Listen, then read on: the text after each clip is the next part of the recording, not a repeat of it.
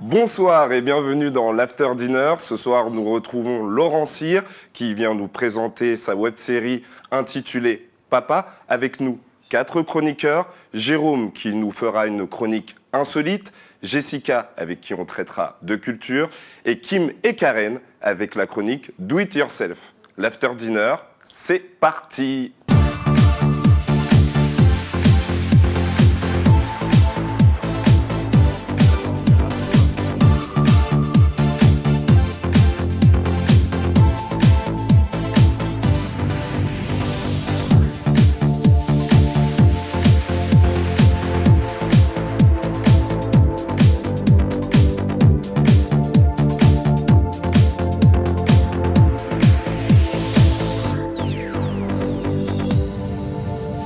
Bonsoir Laurent Cyr.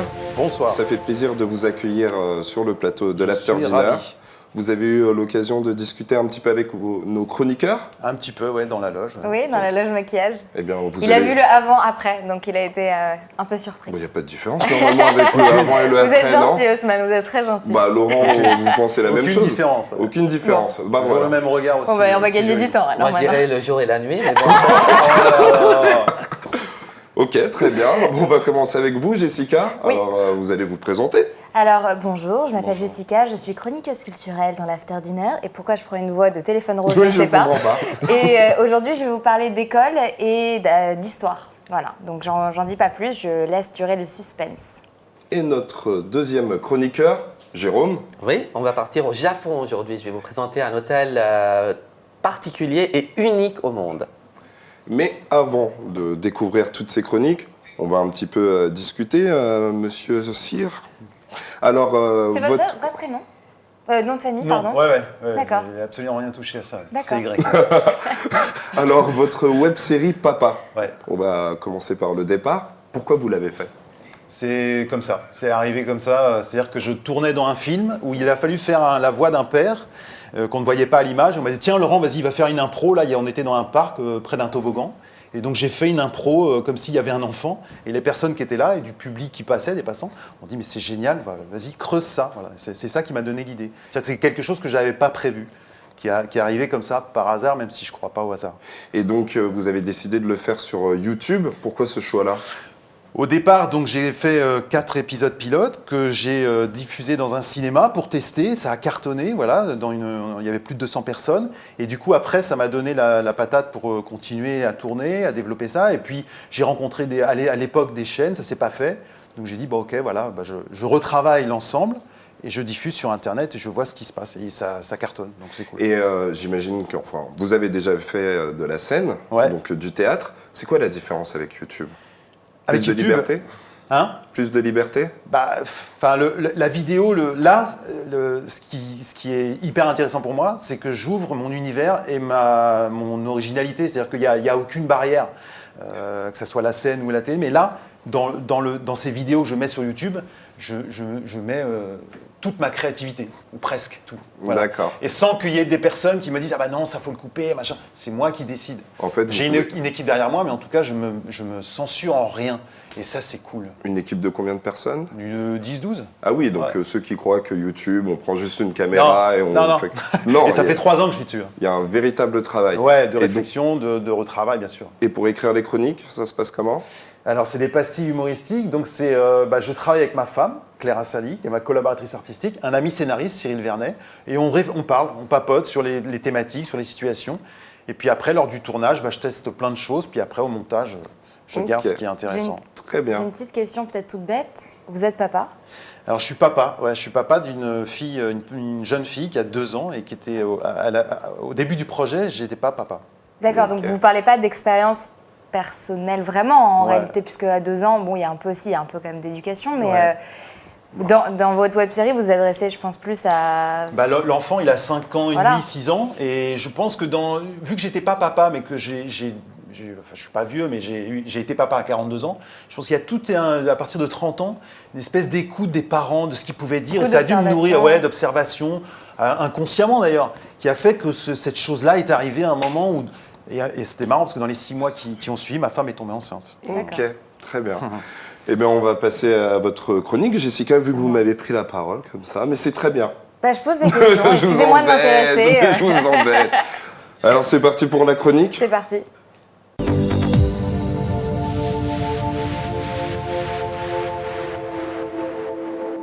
Alors, c'est quoi cette chronique? Alors, comme je vous ai dit, école et histoire, bon, c'était pas vraiment vrai. C'est plutôt des cours d'histoire de l'art parce que moi, j'en ai marre d'avoir l'air bête dans des dîners quand ils commencent à parler d'impressionnisme, de modernité, où je ne comprends absolument rien, où je ne connais absolument rien, même si je fais la chroniculture, voilà, je vais au musée, je vais voir des expos, je pense comme vous et moi. Mais c'est vrai que je n'ai pas une culture infiniment exhaustive, mais je vous embête, Jérôme. Faut faire semblant de infiniment dire très bien, exhaustive très bien. de l'art et de l'histoire de l'art. Donc aujourd'hui, j'ai fait des recherches et je vais vous proposer des cours d'histoire de l'art au cinéma MK2 Grand Palais, qui propose toute l'année. Donc ça a déjà commencé en septembre jusqu'au 21 juin 2016, tous les mardis. Une séance de cours d'histoire de l'art et ça va étudier plusieurs périodes de l'histoire en passant par l'Antiquité. Ensuite, il y a le Moyen-Âge, les toiles, les sculptures du Moyen-Âge, la Renaissance. Évidemment, ils vont passer par le 19e siècle et tous les mouvements impressionnistes. Et pour finir avec la modernité et l'explosion des formes, des couleurs, tout ça. Donc, en l'espace de 3 trimestres, vous allez pouvoir avoir un aperçu de tous les contenus des expositions des musées parisiens qui, peut-être auparavant, avaient pu vous échapper. Donc, moi, je trouve ça très sympa. C'est 30 € la séance. Tout le monde peut y aller? Tout le monde peut y aller, Tout âge. il suffit de s'inscrire, tout âge, évidemment. Si vous êtes déjà dans une école d'art, peut-être que vous avez envie de continuer. Il y a peut-être des choses qui vous auront échappé. Mais si vous êtes juste des gens lambda comme vous et moi, c'est complètement accessible. Vous êtes dans un fauteuil rouge de cinéma, vous avez votre petit calepin à la main, vous avez votre petit cerveau en ébullition et vous êtes prêt pour prendre les cours d'histoire de l'art. Vous n'avez pas besoin de vous inscrire dans une école pour ça. Et je trouve ça formidable. Donc la séance est 30 €. Vous pouvez aussi avoir un forfait trimestre qui est à 250 €. Et si vous voulez vous inscrire pour toute l'année, c'est 650 €. Oui, 650 €. Voilà. D'accord. Et là-bas, on a un prof. Ça se passe comment? C'est des Évidemment, classes? chaque semaine, chaque mardi, il y a un prof devant vous. Donc, comme on est dans un cinéma, c'est comme s'il y avait des diapositives en format géant et on est dans son siège comme si on était en cours et le prof explique et s'appuie sur les images derrière vous. On sent que ça vous a plu. Hein. Moi, ça m'a plu. Personnellement, je ne pense pas aller à toutes les séances parce qu'il y a forcément des choses qui... L'Antiquité, par exemple, va peut-être moins me parler que le Moyen-Âge ou la Renaissance. J'aime beaucoup la Renaissance. Donc, ce qui est plutôt pas mal, c'est ce choix à la carte. Voilà, et j'ai décidé de vous faire un petit quiz pour tester vos connaissances. D'accord, ok. Voilà. Très bien. On y va? Allez-y. C'est parti, première image. Regardez.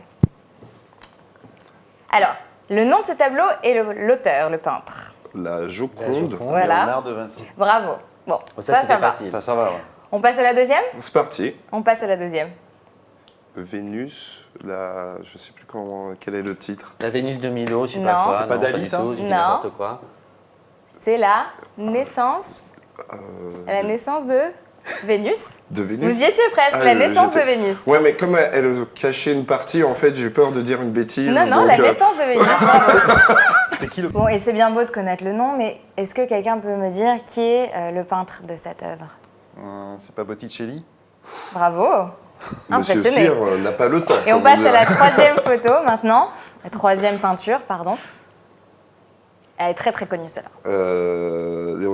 Léonard de Vinci, c'est Chapelle Sixtine. Chapelle Sixtine, oui. Yeah. Le titre, j'aurais Monsieur Beck. Monsieur Ah, Beck. moi, je joue pas. La naissance du monde, Presque. de Michel-Ange. La, La création la du monde. création du monde. Bravo. Bon bah Haussmann, vous n'avez pas besoin d'aller au... Ou presque, hein, parce que Merci. vous étiez quand même à Léonard de Vinci. J'ai des doutes, mais bon, moi. Donc n'oubliez pas, tous les mardis au MK2 Grand Palais, les cours d'histoire de l'art qui est en partenariat avec l'Agence des mots et des arts. Voilà. Eh bien, merci Jessica. Merci. Et on passe à notre deuxième chroniqueur, Monsieur Beck. Allez-y. Eh bien oui. Jingle.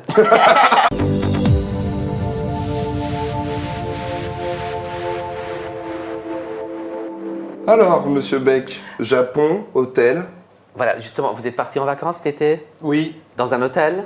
Non. Non, vous Moi, bousillez oui. ma chronique, Mais ça je suis... commence bien. Non, pas du tout. Moi, Je suis oui. allé au Japon dans un hôtel. Ah, Mais, vous mais êtes pas allé. cet été, mais j'y suis Dans allé. un hôtel. Peut-être que vous étiez à l'hôtel Hena.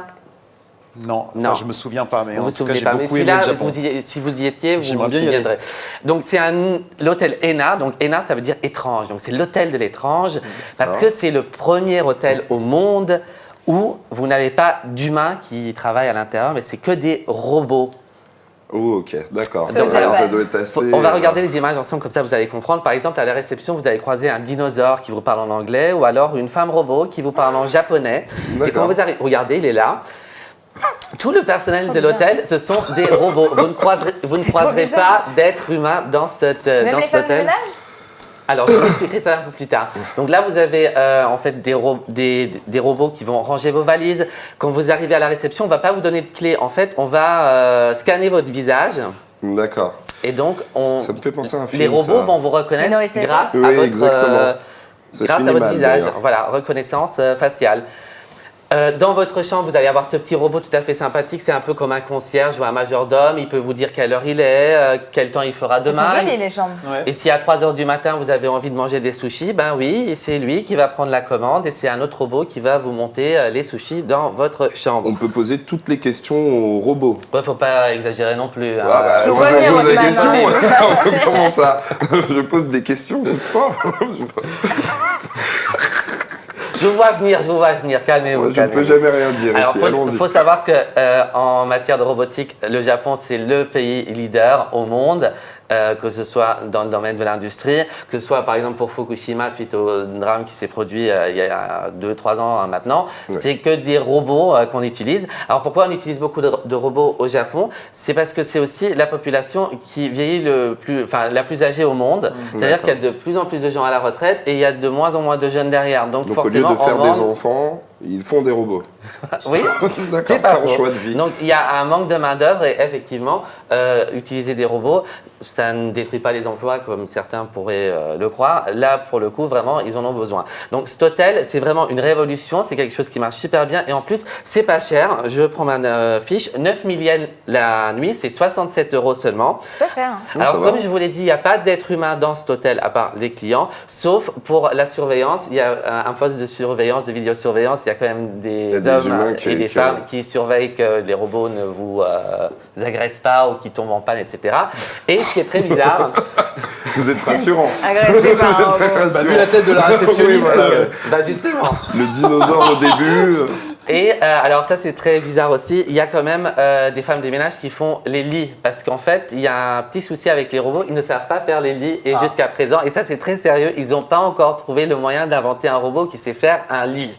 Bah, le lit, c'est toujours le plus compliqué, enfin le plus embêtant à faire. Donc j'imagine que même le robot, il en a un peu marre. Quoi. Non, Ça je sais pas. Je sais pas s'il D'accord, réfléchit merci. beaucoup le robot. Donc c'est ouvert depuis le 10 juillet et ça a déjà un succès fou au Japon, ça attire beaucoup de touristes. Donc si un jour vous passez par Tokyo, allez à l'hôtel Hena, l'hôtel de l'étrange. Bah, de toute manière, vous allez nous inviter, monsieur Bah, Beck. bien sûr. là-bas. avec plaisir. Et Avec plus l'argent. le billet d'avion.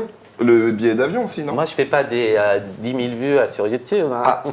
Moi non plus sur YouTube. Non Eh plus bien, sur merci, Jérôme. Merci. On va repasser à votre actualité. Et je pense que le plus intéressant, c'est quand même de voir ce que vous faites. Avec Alors, c'est plaisir. parti. On va voir ça. Serre-le un peu plus, toi, par contre. Oui, quand il est près de toi, comme ça. Reste bien en contact avec lui et tu lui mets un petit coup d'épaule, tu sais, discrètement. L'arbitre, il te verra pas. Vas-y, replace-toi, vas-y.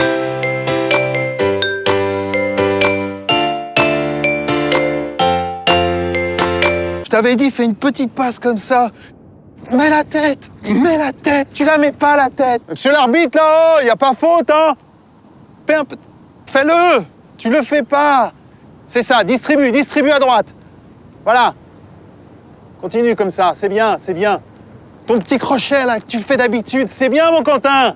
Oui. Attention, oh. Il est petit, quand même, hein. Oh, le but. Pourquoi? Oh, le but. Ils ont marqué un but. Oh, bah non. Ah, il peut faire. Il pouvait le faire, mais il l'a pas fait. Pourquoi il le fait pas? Quentin, pleure pas, c'est pas grave. Papa, il t'en achètera un ballon. Ce soir, on passera. il est pas bon celui-là, replace-toi maintenant. On va reprendre, ça va être la deuxième mi-temps, tu pourras mettre un but après. On en mettra après avec papa, on partira tous les deux et je te ferai des passes, tu marqueras des buts. Regarde pas papa, regarde pas papa. Mais y a pas hors-jeu là. Oh bah non, mais jamais y a hors-jeu. Cours-le, cours-le, cours-le, cours-le. J'ai une question. Ouais. Il est où cet enfant ? Je le cherche partout à chaque fois. Mais où il est ? Où il est, Quentin ? Il est dans chaque spectateur. D'accord, Ceux qui effectivement, kiffent, c'est ça. c'est ça qui m'intéresse, c'était de laisser la place au spectateur qui puisse s'imaginer son enfant réel ou pas. Intérieur, vivant, ou un cousin, une cousine, une nièce, voilà. Et c'est ça, c'est dans les retours que j'ai, c'est ça qui touche et qui intéresse les gens. C'est-à-dire que c'est pas formaté, je sais pas, mais sur un enfant, c'est l'enfant de tout, ça peut être l'enfant de tout le monde. Ouais. C'est ça la force en fait de cette web série. Ouais, avec les premières secondes. Ouais, il y a aussi, non, il y a aucun souci. Il y a aussi la performance parce que jouer tout seul comme ça, et vous aussi vous devez imaginer cet enfant. Ouais. Bah, si je l'imagine pas, le spectateur il pourra pas s'imaginer. Donc moi je le vois cet enfant. D'accord. Voilà. Il est comment ? Il est pas forcément précis, mais il est vivant, il est avec moi, ouais. Dans les... Et je précise aussi que là c'est le foot où je suis beaucoup de dos, mais il y en a beaucoup d'autres épisodes où on voit vraiment le personnage de papa, il est plus près. Enfin il y a plein de thématiques. L'idée, c'était vraiment de traverser toutes les thématiques que les enfants peuvent poser avec toute leur poésie, avec toute leur innocence, leur naïveté, leur beauté. Enfin, c'est ce que j'aime chez l'enfant. J'ai vu dans les différentes interviews que j'ai pu voir de vous que vous parlez souvent de poésie. C'est important pour vous ? Ouais. Pourquoi ? Je sais pas. Tout ce qui est poétique m'intéresse. Ouais. On a comparé. Enfin, il y a des personnes qui m'ont dit. Je me compare pas du tout à lui parce que c'est un de mes maîtres, mais Jacques Tati, par exemple, il a cette dimension-là de poésie du monde, d'un rapport au monde. Voilà, c'est plus un rapport au monde. D'être touché par des choses anodines, pour moi, c'est quelque chose de poétique. Et dans ce monde-là, tel que je le perçois moi, qui je trouve très violent, de ramener de la poésie là-dedans, et pas de quelque chose de bisounours, mais de quelque chose de poétique. Cette dimension-là m'intéresse. Ouais. Donc en fait, c'est vraiment être dans l'imagination, nous faire sortir de ce monde que vous dites exactement, de laisser chaque spectateur, chaque homme et femme, la possibilité d'imaginer quelque chose. Pour moi, la poésie, c'est ça. Très intéressant. C'est qui vos maîtres ? Il y en a plein. Ça peut te passer de Pasolini à De Funès, c'est très large, à Paul Naref. Il y a plein de gens que j'admire, et à Binoche, à des acteurs que je vénère, qui peuvent être des Cassel, enfin de tas de gens, à Malric. Voilà. Et pour les thèmes, parce que comme vous l'avez dit à Jessica, au début vous n'aviez pas d'enfant. Ouais. Là aujourd'hui, votre fille, elle vous aide à écrire un petit peu vos scénarios ? L'autre fois, on passe devant une boutique, il y avait un Bouddha. Elle me dit, c'est quoi ça ? Je dis, c'est un Bouddha. Elle a 2 ans, elle me demande c'est quoi, mais il faut lui expliquer ce que c'est un Bouddha. Je vais m'en servir de ça parce que c'est hyper intéressant. L'idée aussi, c'est ça, c'est que ce père, il parle de ce qu'il connaît, mais il ne juge pas. Que ce soit en politique, que ce soit sur le thème de la radioactivité, du foot, il accompagne l'enfant. Il n'est pas dans le jugement et effectivement, donc il va dire avec ce qu'il est, avec toutes ses contradictions, ses imperfections, ses faiblesses, ces choses qui ne lui plaisent pas, mais en tout cas, il ne juge pas. Et donc du coup, moi, quand elle me demande c'est quoi le Bouddha, je vais lui dire ma version à moi. Mais ce n'est que ma version. Ok, très bien. Vous allez nous quitter. Oui. C'était un plaisir d'être avec vous, comme à chaque fois. Hein. Merci. Va cacher votre joie. Hein. Merci. Qu'est-ce qu'il a ? Il y a un sourire. Non, c'est Jessica qui va me manquer. Vous, je ne sais pas, monsieur Beck. Au revoir, Jérôme. Mais non, vous êtes mon préféré. À bientôt. Au revoir, Jérôme. Au revoir, Jessica. Au revoir, Osman. Au revoir, Laurent. À bientôt. Au revoir. À bientôt. Je vous souhaite beaucoup de bonnes choses et beaucoup de courage, en tout cas, pour papa. Merci beaucoup. Voilà, et dans votre nouveau rôle de papa aussi. Merci. Et on va passer à la chronique Do It Yourself. Il y avait un grand sourire, là ? Oui. C'est parfait. On a vu tout les dents. Oula.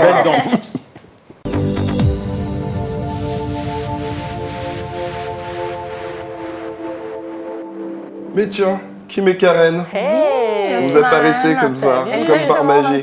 Magie comme ça. Vous êtes contente d'être là ? Exactement. Ok, vous avez discuté avec Monsieur Cyr un petit peu ? Un petit peu, on s'est juste présenté. Ouais. C'est parti pour la chronique. Voilà. Allez-y. Alors, écoute, on va vous présenter, donc on a une petite idée, vous présenter donc comment faire ces boîtes, enfin customiser des boîtes à chaussures en étagère. Et oui, parce qu'effectivement, on achète tous des chaussures. Alors pour les femmes et les hommes qui les collectionnent. N'est-ce pas, Karen, hein? Oui, effectivement. Et là, à la maison, il y en a un beaucoup. paquet. Alors, on les stocke sous le lit, à la cave. On sait pas on sait pas où les mettre, effectivement. On se dit, allez, on les garde, ça peut nous servir, mais on sait pas pourquoi. Et ça ne vous sert jamais. Et ça ne sert jamais, finalement. Voilà. Donc, on s'est dit, pourquoi pas vous proposer une façon de les réutiliser en De les étagère. customiser, voilà, et de les recycler. Alors, donc, ce qu'il nous faut, forcément, des boîtes à chaussures. Donc là, on en a pris 2, mais vous pouvez même en prendre 4, 6, en fonction de ce que vous souhaitez. Ensuite, le matériel qu'il faut, donc comme vous pouvez le voir à l'écran, forcément, de la peinture en spray, c'est mieux, comme ça, au moins, c'est plus rapide. Après, tout le matos pour colorer comme vous le souhaitez, du ruban en paillettes, du ruban pour l'accrocher, des paillettes, de la colle, un cutter aussi. Les et paillettes, puis, voilà. c'est une obligation. Non, c'est une option. Non, c'est pour moi, si je le fais. C'est pas pour vous, Laurent. Moi, je le mets, mais voilà, c'est une petite option un petit peu girly parce que voilà, moi, j'adore le rose. On avait cru comprendre. Voilà. Alors, je vais vous expliquer comment ça fonctionne. Comment tu as commencé, Karen? Moi, j'ai commencé par peindre mes boîtes à chaussures avec la couleur noire. J'aime bien le noir. Et ensuite, j'ai utilisé le color spray, en fait, tout simplement une petite bombe avec la couleur rose, parce que qui m'adore le rose, petite dédicace. Et ensuite, j'ai assemblé les 2 boîtes comme ça avec de la colle. La colle glue, de la colle normale. Ou de la colle en spray, c'est plus rapide aussi. Et pour tout ça, là, pour les boîtes, le matériel, combien ? Alors, c'est pas très très cher. Alors, les boîtes, finalement, on les a sous le lit ou à la cave, donc ça coûte rien. Et puis le matériel, on l'a chez soi, ou alors vous pouvez aussi en acheter en loisir créatif, c'est pas très cher. Et puis ensuite, pour accrocher l'étagère, faire 2 petites incisions sur les tranches, insérer le ruban à l'aide du cutter, faire des petits nœuds ici, et ensuite c'est terminé. C'est chirurgical quand même. On l'accroche. Non, ça va.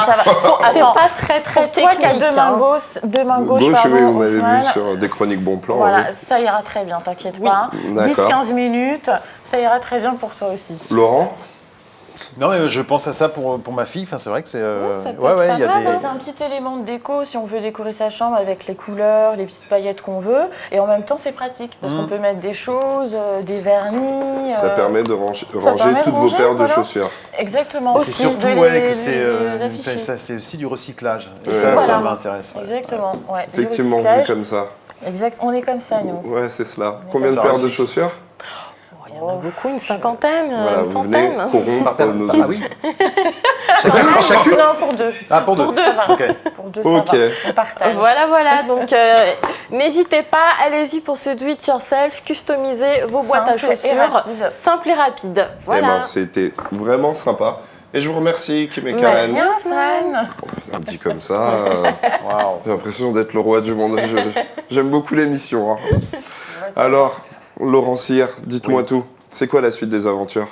La suite, c'est de développer encore la visibilité sur Internet, sur le site www.papalawebserie.com, et puis de préparer, je suis en pleine écriture de la saison 2, voilà, D'accord. et de produire la saison 2 avec une boîte de prod, je suis en discussion, et puis de rêver, est-ce que ça se retrouve à la télé, c'est aussi, ça fait partie d'un de mes objectifs. Combien d'épisodes par... Ouais, donc sur la saison 1, là, il y en a 19, il y a 19 épisodes de 2 minutes maxi. Et sur la saison 2, il y en a. Sur la saison 2, là, je suis en train d'écrire. Pour l'instant, j'en ai une centaine. Voilà, il y en a beaucoup plus. Ouais, dans le réservoir. Parce que c'est illimité. L'enfant, il peut grandir. Il y a plein de choses. Donc vous suivez quand même l'évolution de l'enfant. L'enfant grandit dans les épisodes. Je pense que ça sera plus sur la saison 3 ou 4. Mais là, sur la D'accord. saison 2, non. Mais je vais continuer sur des thématiques et puis aller encore plus loin dans la recherche de cadres, enfin d'univers, de proposer quelque chose. Avec toujours aussi ce côté artisanal, enfin de petits bouts de vie qui sont comme nous les vivons avec les parents. C'est ce qui parle aux parents et aux gens. Ça, c'est très important pour moi. On va demander de à rester Kim et simple. Karen, vu qu'elles ont des questions. Allez-y, vous en avez ? Non, c'est fini ? Oui, moi je voulais Ouais. savoir, dans chaque épisode, est-ce que c'est toujours une scène différente, un décor, un endroit différent, ou c'est... Totalement. C'est Toujours. totalement différent. C'est ce que je disais tout à l'heure, le fait de... cette idée de formatage, pour moi, j'avais pas envie de ça.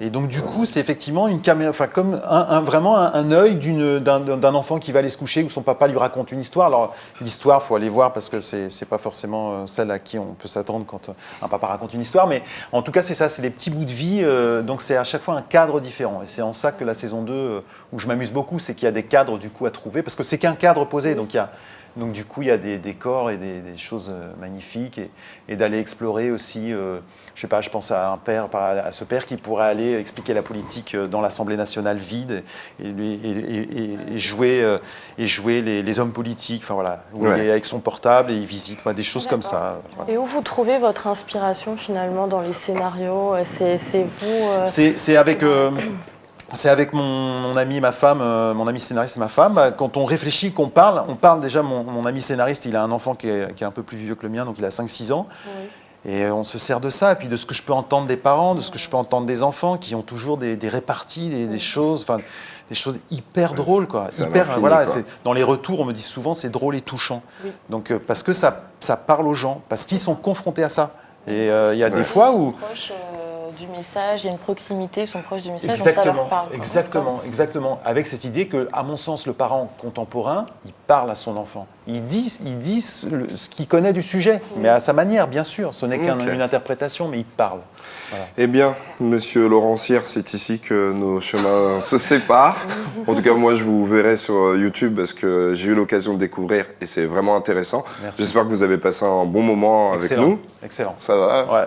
Les chroniqueurs étaient gentils, sinon adorable. ils ont des mauvais points. Hein. Les sourires qu'elles me font, c'est magnifique. Oh, bah, tant mieux. Kim et Karen, je vous dis à bientôt. Bah oui, à la bientôt, prochaine. Ok, très bien. Avec Et l'after plaisir. dinner, eh bien c'est fini. À bientôt. Au revoir.